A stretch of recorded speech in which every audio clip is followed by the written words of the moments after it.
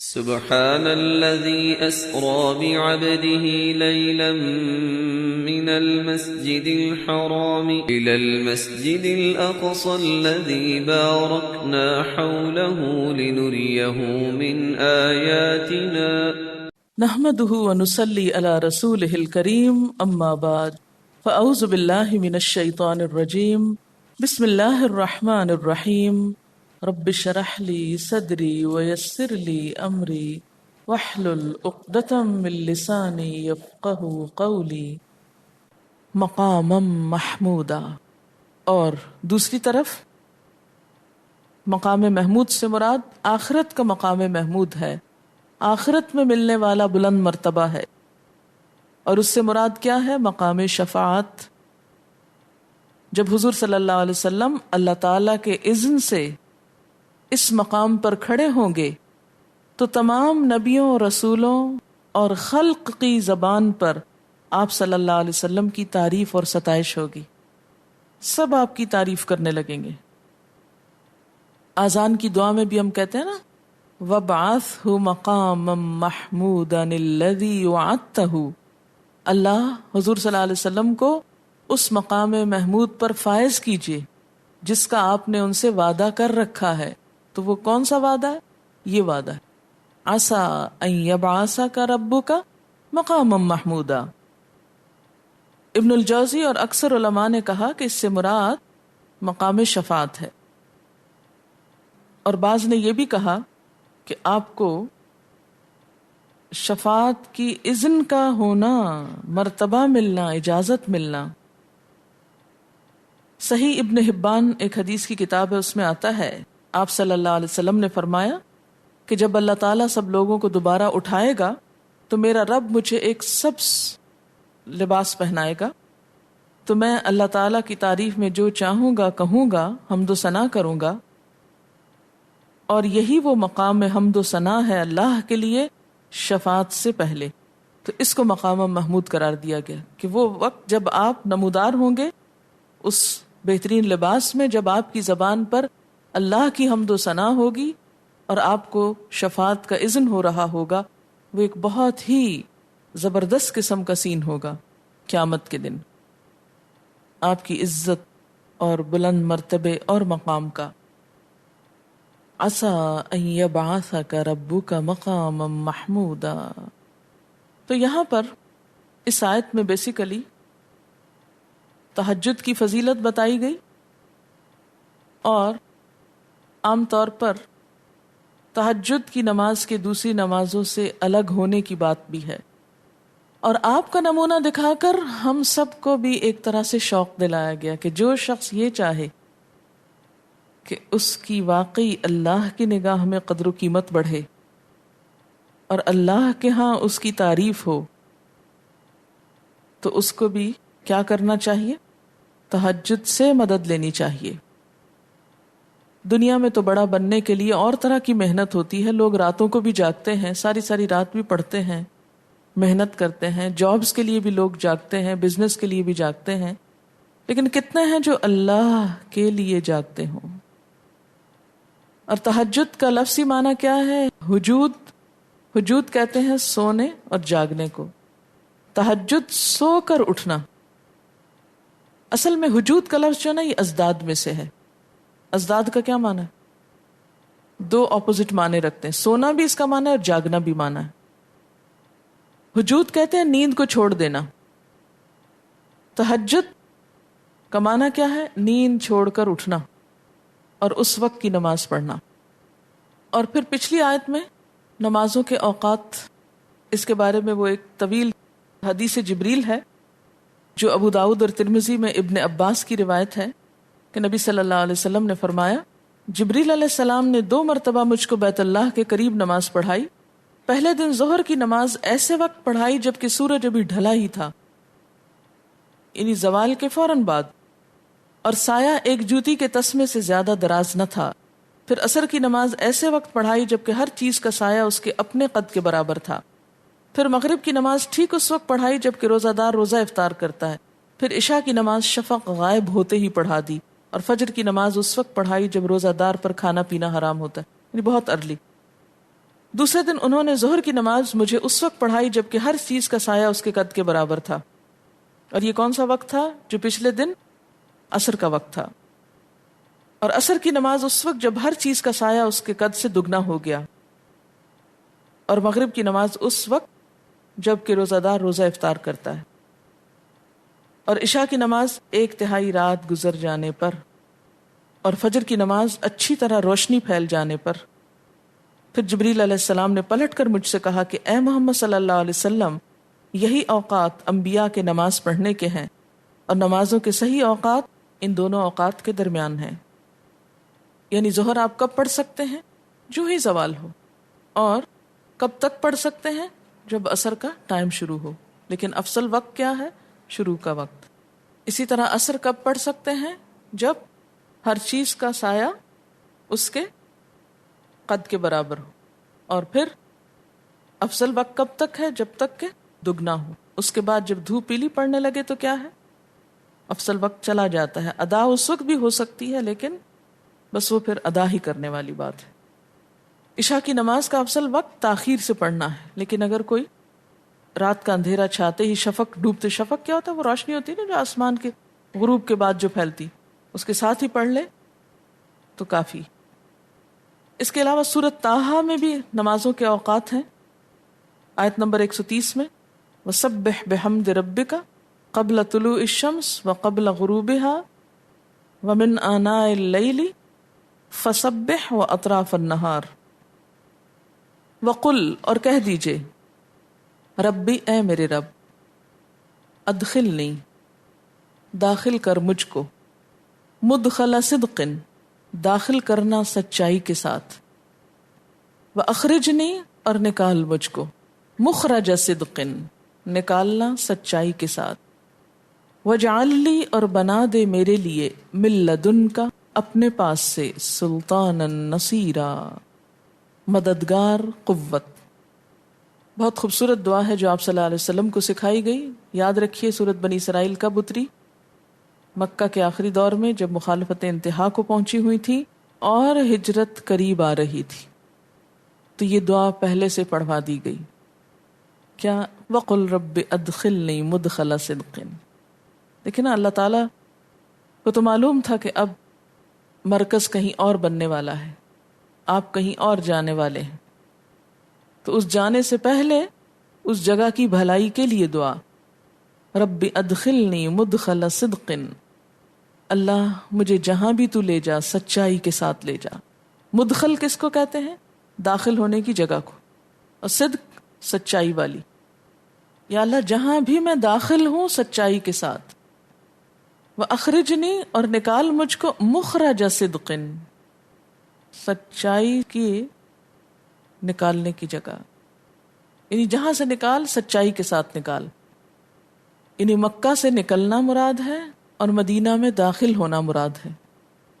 یعنی حق کے ساتھ ہی نکلوں مکہ سے، ایک اچھے کاز کے لیے نکلوں، اور مدینہ میں ایک اچھے کاز کے ساتھ داخل ہوں. آپ نے مکہ کیوں چھوڑا تھا؟ کوئی ذاتی دشمنی تھی کسی سے؟ آپ تو جب نکل رہے تھے تو غمگین تھے کہ مکہ تو اللہ کی زمین میں سب سے پیاری جگہ ہے مجھے، اگر تیرے نکالنے والے مجھے یہاں سے نہ نکالتے میں خود کبھی نہ نکلتا. لیکن اسلام کی خاطر آپ نے اپنا وطن چھوڑا تو اللہ نے مدینہ کو آپ کے لیے کیا بنا دیا؟ مدخل صدق، جہاں سے دین پھر آگے پھیلا اور جڑیں پکڑی. پھر اس کے علاوہ بھی آپ دیکھیے کہ نہ صرف یہ کہ ہجرت کے موقع پر بلکہ عام معنی بھی مراد ہے. جہاں کہیں بھی جائیں آپ دیکھیں مدخل صدق ہے نکرہ، کوئی بھی جگہ ہو. مثلا قبر کے لیے بھی دعا مانگا کریں، قیامت کے دن کے لیے بھی، اور کسی بھی نئی جگہ جاتے ہوئے کہ اللہ جہاں بھی جاؤں سچائی کے ساتھ جاؤں، سچائی کے ساتھ نکلوں، حق کے ساتھ جاؤں، حق کے ساتھ نکلوں. یہ نہیں کہ میں سچائی والا ذہن لے کے جاؤں اور باطل والا لے کر آؤں. اس دعا کے پڑھنے سے انسان ایسے سب شر سے محفوظ ہو جاتا ہے. اور کیا فرما؟ وَاجْعَل لِّي مِن لَّدُنْكَ سُلْطَانًا نَصِيرًا، اور بنا دے میرے لیے اپنے پاس سے ایک طاقت، قوت، نصیرا، مددگار، یعنی جہاں میں جاؤں وہاں مجھے اپنے غیب سے ایک مددگار قوت دے۔ اب آپ دیکھیں، آپ دین کے لیے ہجرت کر رہے تھے، اپنا گھر بار چھوڑ رہے تھے، اور مدینہ آپ کے لیے بالکل ایک نئی جگہ تھی، تو دعا کیا مانگی جا رہی کہ یا اللہ وہاں مجھے بہترین مددگار قوت دے۔ اس سے کیا پتہ چلتا ہے کہ انسان کو دین کے کام کے لیے دنیا میں بھی مضبوط وسائل چاہیے۔ یہاں وسائل مانگے جا رہے ہیں، دراصل وہ مینز، وہ ذرائع، وہ لوگ۔ تو سلطان کا لفظی معنی تو قوت ہے، اقتدار بھی معنی ہوتا ہے، دلیل بھی معنی ہوتا ہے۔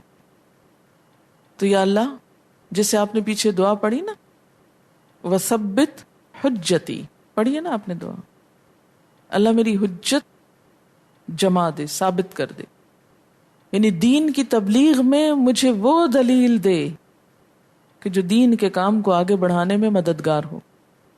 پھر مراد علم بھی ہو سکتا ہے، وہ علم دے جو میرا مددگار ہو اس کام میں، وہ مال دے، کیونکہ زور مراد ہے نا سلطانن، تو مال میں بھی ایک قوت اور زور ہے، وہ مال دے جو اس کام کو آسان کر دے، وہ لوگ دے، سلطان انسان بھی ہو سکتا ہے، انسانوں کے بادشاہ کے لیے بھی سلطان کا لفظ استعمال ہوتا ہے نا، وہ انسان دے کہ جس سے میرا یہ کام آسان ہو، بہترین مددگار دے، کیونکہ انسان خود خواہ کتنا ہی سنسیئر کیوں نہ ہو، لیکن اگر اس کے پاس وسائل ہی نہیں، آپ نے دیکھا ہوگا بعض لوگ بہت ٹیلنٹڈ ہوتے ہیں لیکن انہیں اپنے ٹیلنٹ کے اظہار کا موقع ہی نہیں ملتا، کوئی چینلائز ہی نہیں ہو پاتے، تو ان کا سب کچھ ضائع ہو جاتا ہے۔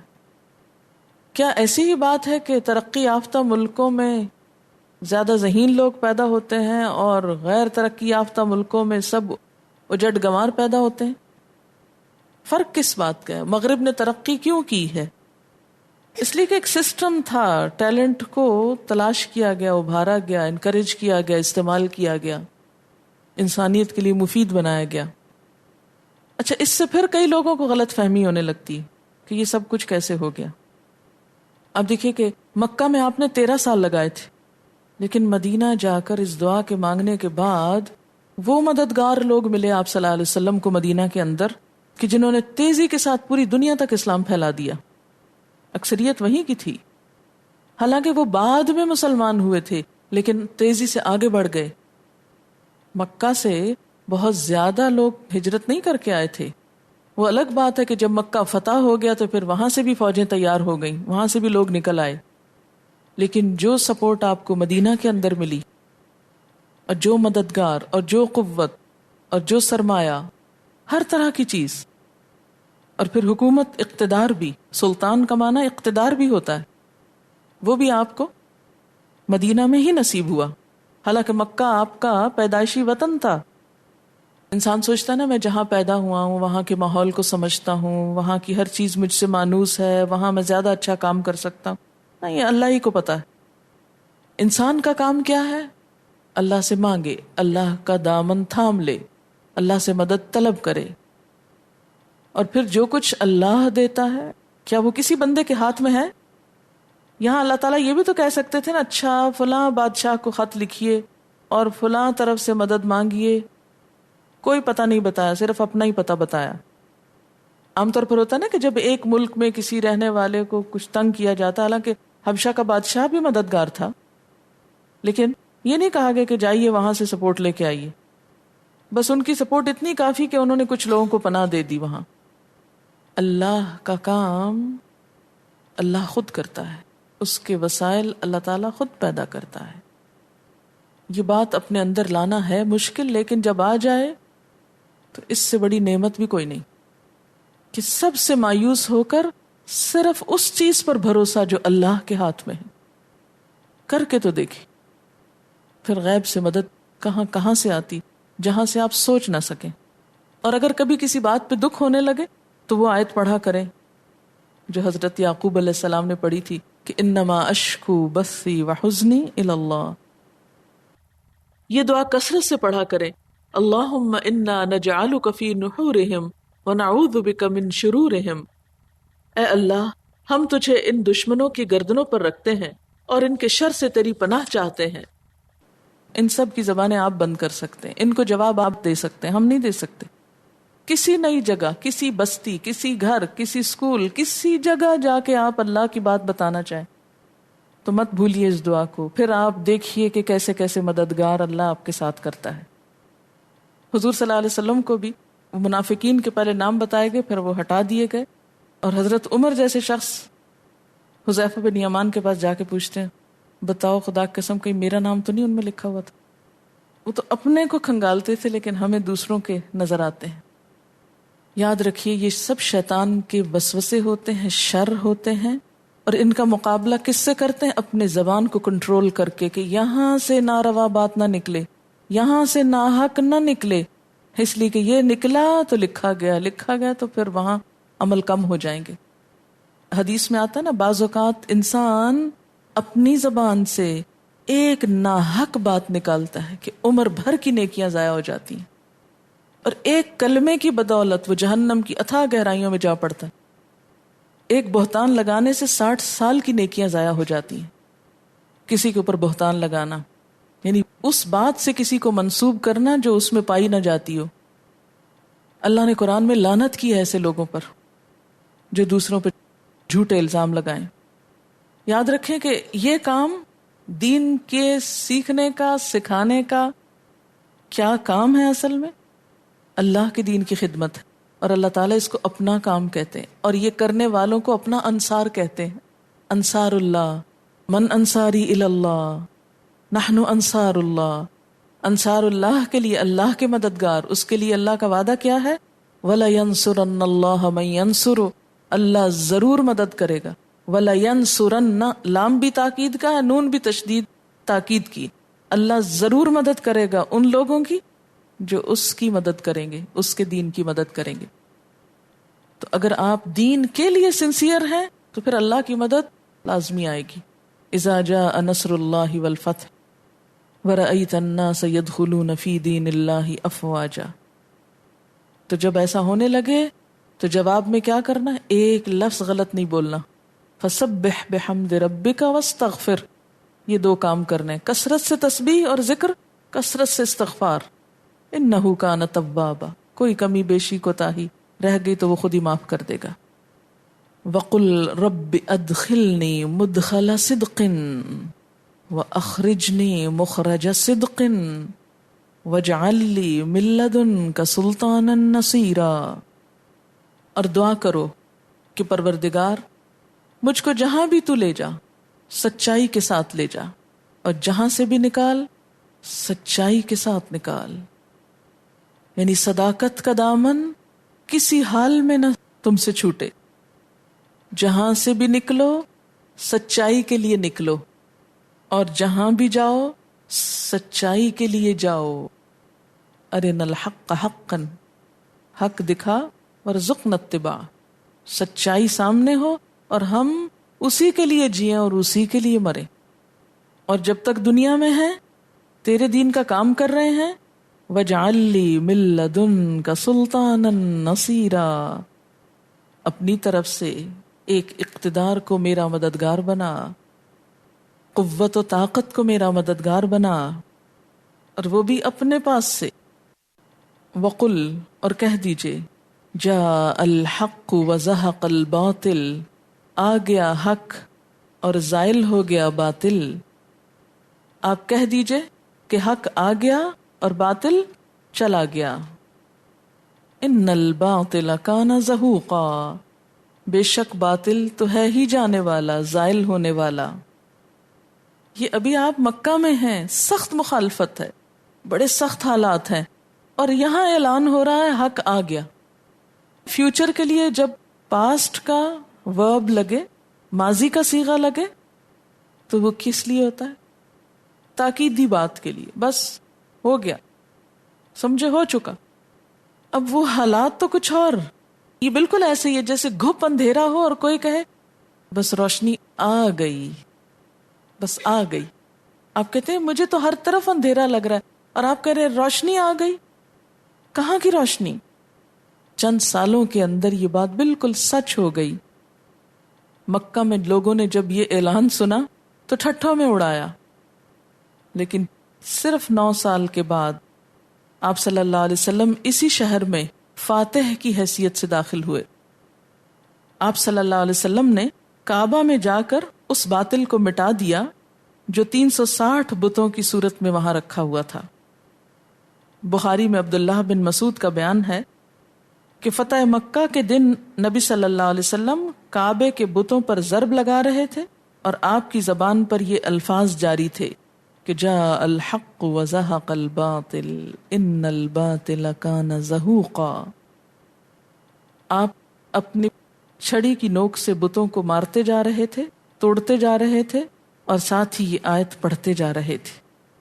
وہ بات جو ماضی میں ایک قصہ تھی، ایک سہانا خواب تھی، بس آج وہ حقیقت بن گئی۔ وَنُنَزِّلُ مِنَ الْقُرْآنِ، اور ہم اتارتے ہیں قرآن میں سے، ما ہوا، جو وہ، شفاء، شفا ہے، ورحمت، اور رحمت ہے، کس کے لیے؟ للمؤمنین، مومنوں کے لیے، ولا یزید الظالمین الا خسارا، مگر ظالموں کے لیے خسارے کے سوا کسی اور چیز میں اضافہ نہیں کرتا، نقصان کے سوا اور کچھ نہیں بڑھاتا۔ قرآن تو حقیقت میں شفا ہے، لیکن ظالموں کو اس سے شفا نہیں، سزا ملتی ہے۔ ولا یزید الظالمین الا خسارا، ظالم اس سے محض خسارے میں اضافہ کرتے ہیں، ظالموں کے نقصان میں اور اضافہ ہوتا ہے۔ قرآن شفا ہے۔ پہلی بات تو یہ کہ یہ ہر اس شخص کے لیے شفا ہے، رحمت ہے جو اسے اپنا رہنما بنائے، اس کو پڑھے، اس کو سمجھے، اس پر عمل کرے۔ ہر طرح کی ذہنی، نفسانی، اخلاقی، معاشرتی بیماریوں کا علاج ہے۔ اخلاقی، معاشرتی، ذہنی، نفسانی بیماریوں کا علاج۔ جو اس سے منہ موڑتا ہے وہ خود پر ظلم کرتا ہے، بلکہ اپنا نقصان کرتا ہے۔ یعنی اس کو چھوڑنا نقصان ہی نقصان ہے، یا اس کی توہین کرنا، یا اس کے ساتھ بے رخی کا سلوک کرنا، یا اسے چھوڑ کر کسی اور چیز کو اہمیت دینا، یہ سب نقصان ہے۔ حدیث میں آتا ہے القرآن حجت لک او علیک، قرآن یا تو تیرے حق میں حجت ہے یا پھر تیرے خلاف حجت ہے، یا تو تجھ کو فائدہ دے گا یا تجھے نقصان دے گا۔ قیامت کے دن یا تو تیری سفارش کرے گا اور یا پھر تیرے خلاف بولے گا۔ وَنُنَزِّلُ مِنَ الْقُرْآنِ مَا هُوَ شِفَاءٌ وَرَحْمَةٌ لِّلْمُؤْمِنِينَ، اس کے شفا ہونے میں اور روحانی طور پر، معاشرتی طور پر تو کوئی شک و شبہ کی بات ہی نہیں، لیکن یہ یاد رکھیے کہ یہ قرآن جسمانی بیماریوں کے لیے بھی شفا ہے، اور اس کے لیے صرف چند مخصوص آیتیں ہی نہیں یا چند صورتیں ہی نہیں، سارا قرآن شفا ہے۔ اور خاص طور پہ یہ فرما ننزل من القرآن ما ہوا، اس سے بعض خاص حصوں کی طرف بھی اشارہ ہے۔ من کس کے لیے ہوتا ہے؟ بعض کے لیے۔ ننزل من القرآن ما ہوا، جو وہ شفا ہے۔ مانوی شفا تو کیسے؟ جیسے شک، شرک، فسق و فجور سے۔ اور حسی کا کیا مطلب ہے؟ یعنی جسمانی طور پر۔ اس کی دلیل کیا ہے؟ جسمانی بیماریوں کے لیے قرآن شفا ہے، اس کی دلیل کیا ہے؟ نمبر 1 تو یہی آیت۔ کون سا اسم استعمال ہوا یہاں؟ نکرہ۔ نکرہ میں کیا ہوتا ہے؟ عام حکم ہے، یعنی کامنلی، کوئی مخصوص چیز کے لیے نہیں استعمال ہوا بلکہ عام، یعنی شفائے عام ہے جو روحانی پلس جسمانی بیماریوں کے لیے فائدہ مند ہو سکتی۔ اس کی ایک دلیل بھی ہے حدیث سے۔ سلسلۃ الاحادیث صحیحہ میں صحیح حدیث ہے، حضرت عائشہ کی حدیث میں آتا ہے ایک مرتبہ حضور صلی اللہ علیہ وسلم ان کے پاس آئے تو وہ ایک عورت پر دم کر رہی تھی، یعنی قرآن کا کچھ حصہ پڑھ کر ان پہ پھونک رہی تھی۔ تو آپ نے فرمایا عالجیہا بکتاب اللہ. کیا فرمایا؟ عالجیہا بکتاب اللہ، یعنی اس کا علاج قرآن مجید سے کرو. تو اس حدیث پر اگر آپ غور کریں تو کیا پتہ چلتا ہے کہ آپ نے اللہ کی کتاب یعنی قرآن مجید کو علاج قرار دیا ہے، اور ایک طرح سے پوری کتاب کو. اور یہ بات تجربوں سے بھی ثابت ہے. تیسری چیز تجربہ اور مشاہدہ.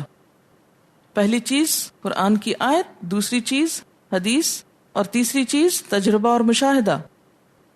کہ نہ صرف یہ کہ جادو اور جن وغیرہ کا علاج اس سے ہوتا ہے، بلکہ اور بھی بیماریوں کی شفا اس قرآن میں ہے. اب یہ ہوتا ہے کہ بسا اوقات آپ کو کوئی عالم یہ کہہ دیتا ہے اچھا آپ بیمار ہیں تو یہ سورت پڑھ لیں، اس کی تلاوت کیا کریں، یا کوئی آیت بتا دیتا ہے. تو اب آپ اسے کہیں کہ اچھا مجھے کوئی دلیل دکھاؤ کہاں قرآن میں لکھا ہوا کہ یہ آیت پڑھنے سے یہ ہوگا، تو یہ بات درست نہیں ہے اعتراض. کیونکہ جب ایک دفعہ کہہ دیا گیا کہ سارا قرآن شفا ہے تو کسی کو کہیں سے بھی کچھ سمجھ میں آیا اور اس نے بتا دیا تو وہ بھی انشاءاللہ فائدہ مند ہوگا. اسی طرح وہ بخاری کی مشہور روایت میں آپ نے وہ حدیث پڑھ رکھی ہوگی یا سن رکھی ہوگی، شروع میں نے یہ سنائی بھی تھی کہ کچھ صحابہ کرام ایک سفر پر تھے اور ایک قبیلے کے سردار کو بچھو نے کاٹ لیا. تو اس کو کسی بھی چیز سے آرام نہیں آ رہا تھا، تو آخر ایک صحابی نے سورۃ الفاتحہ پڑھ کر اس پر لعاب لگایا تو وہ شفا یاب ہو گیا. اور پھر آ کر حضور صلی اللہ علیہ وسلم کو انہوں نے بتایا بھی، تو آپ نے اس پر کسی ناراضگی کا اظہار نہیں کیا بلکہ ایک طرح سے اپریشیٹ کیا. تو یہ ایک عام قاعدہ ہے جو آپ نے وضع کر دیا کہ عالجیہا بکتاب اللہ. اور صحیح مسلم کی ایک حدیث میں ہے کہ چند لوگوں نے آپ صلی اللہ علیہ وسلم سے گزارش کی کہ ہم جاہلیت کے دور میں دم وغیرہ کیا کرتے تھے. آپ نے فرمایا آردوا علیہ رقاکم، اپنے تعویذ یا اپنے دم مجھ کو دکھاؤ، مجھ پہ پیش کرو. اور پھر فرمایا لا بأس بالرقیۃ ما لم تکن شرکا، ہر ایسا دم درست ہے جس میں شرک نہ پایا جاتا ہو. ہر ایسا دم درست ہے جس میں شرک نہ ہو. جیسے کل بھی بات ہوئی تھی نا کہ غیر اللہ سے مدد نہ ہو. اس حدیث سے کیا پتہ چلتا ہے کہ قرآن پاک کے علاوہ مسنون دعائیں پڑھ کر بھی، کیونکہ ان میں بھی شرک نہیں ہوتا نا، دم کیا جا سکتا ہے. جیسے حضور صلی اللہ علیہ وسلم حضرت حسن حسین رضی اللہ تعالی عنہما کے اوپر کیا پڑھتے تھے؟ اعیذکما بکلمات اللہ التامات من شر کل شیطان وہامۃ وعین اللامۃ. اسی طرح اللہ کے ناموں کو پڑھ کر بھی دم کیا جا سکتا ہے، کیونکہ قرآن پاک میں آتا نا وَلِلَّهِ الْأَسْمَاءُ الْحُسْنَى فَادْعُوهُ بِهَا، اللہ کے ہیں اچھے اچھے نام، اسے ان ناموں کے ساتھ پکارو. آپ نے اکثر لوگوں کو دیکھا ہوگا وہ سارے ٹیسٹ کراتے ہیں اور سارے ٹیسٹ کلیئر ہوتے ہیں اور ڈاکٹرز کہتے ہیں آپ کو کچھ نہیں، پھر کیا بتاتے ہیں کیا ہے؟ ڈپریشن ہے. بس ایک نام رکھ لیا ہے بیماری کا ڈپریشن، جو ایک واسٹ رینج ہے. کیونکہ آپ دیکھیں صحت مند سے صحت مند انسان کسی نہ کسی وقت ضرور ڈپریشن میں ہوتا ہے، کیونکہ دل کے اوپر یہ کیفیات تو آتی رہتی ہے نا، آتی جاتی رہتی. اور اگر آپ کو 2-4 لوگ یہ کہہ دینا کہ آپ بیمار لگ رہے ہیں، آپ پیلے لگ رہے ہیں، آپ کمزور لگ رہے ہیں، تو آپ واقعی بیمار ہو جائیں گے. ہمارے والد ایک لطیفہ سناتے ہیں، جیسے بچے اسکول میں شرارتیں کرتے، کہتے ہم بہت چھوٹے تھے، ہاسٹل میں تھے، تو سب لڑکوں نے مل کے پلان کیا کہ آج ہم نے کلاس نہیں لینی. تو انہوں نے کہا پھر کیا طریقہ کیا جائے. بہت سے طریقے زیر غور آئے. ان میں سے ایک یہ تھا کہ ہر اسٹوڈنٹ جس کو بھی ٹیچر نظر آئے تو ٹیچر کو کہے کہ ٹیچر آپ بیمار لگتے ہیں. کہتے ہیں کہ واقعی انہوں نے یہ آزمایا اور ٹیچر پڑھا نہ سکی. اس لیے ہر ٹیچر کو خبردار رہنا چاہیے کہ کوئی اسے کہے آپ بیمار ہیں تو آپ اس کو جھٹلا دیں کہ نہیں کوئی بیمار نہیں. تو بہرحال یہ ایک نفسیاتی اثر بھی ہوتا ہے. اور پیچھے نظر کے بارے میں تو آپ پڑھ ہی چکے ہیں نا، کہ نظر بھی لگتی اور نظر برحق ہے. اچھا نظر کا علاج میڈیسن میں کیا ہے؟ کچھ ہے؟ وہ تو مانتے بھی نہیں ہے نظر کو. اب جب مانتے بھی نہیں اور بعض اوقات غلط قسم کی ٹریٹمنٹ دیتے رہتے ہیں، بیماری کچھ ہوتی علاج کچھ اور ہوتا رہتا ہے. وآخر دعوانا ان الحمد للہ رب العالمین. سبحانک اللہم وبحمدک اشہد ان لا الہ الا انت استغفرک واتوب الیک. السلام علیکم ورحمۃ اللہ وبرکاتہ.